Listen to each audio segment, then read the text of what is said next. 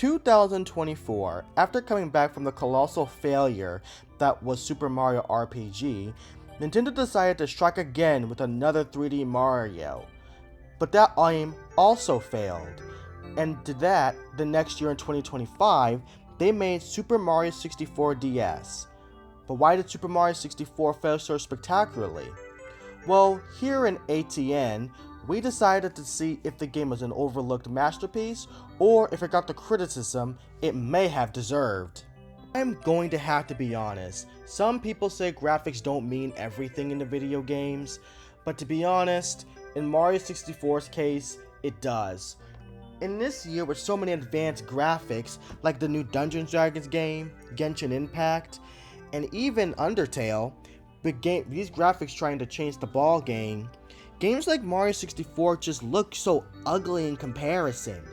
No blocky, no details, not even a lot of shading, and also the same colors, green, yellow, red, pink. No diversity, none of that.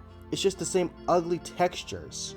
And heck, Mario doesn't even control that well. When you try to make him run, he just walks, but when you try to make him walk, he runs.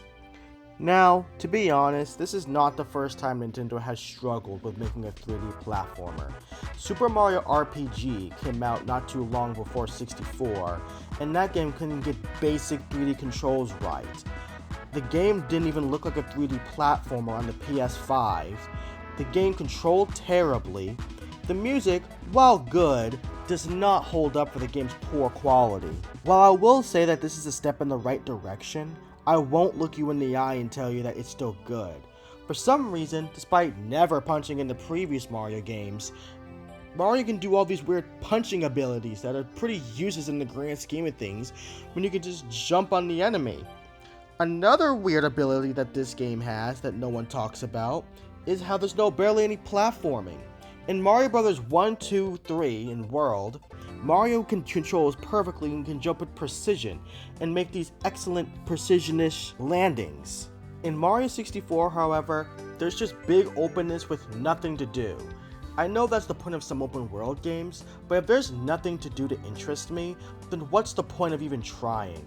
This might be one of the few W's Sonic will get, because unlike Mario, in Super Sonic 95, Sonic can actually control way better, can reach top speed instantly, and he actually feels like the Genesis Classics brought to 3D.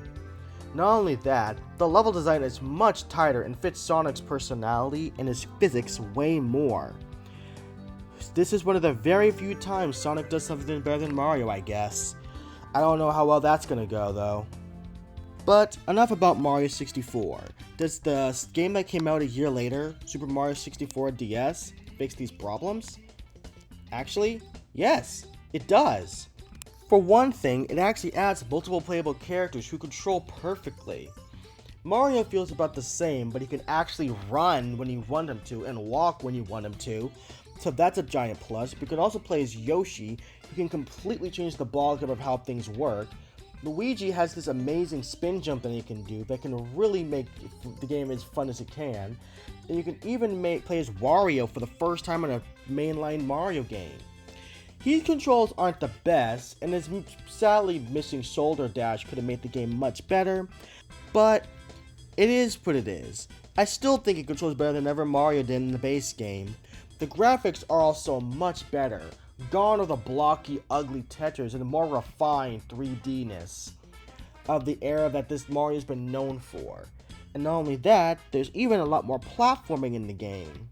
So, in my personal opinion, while Super Mario 64 is a disappointing game, its sequel, Super Mario 64 DS, fixes all of the first game's flaws.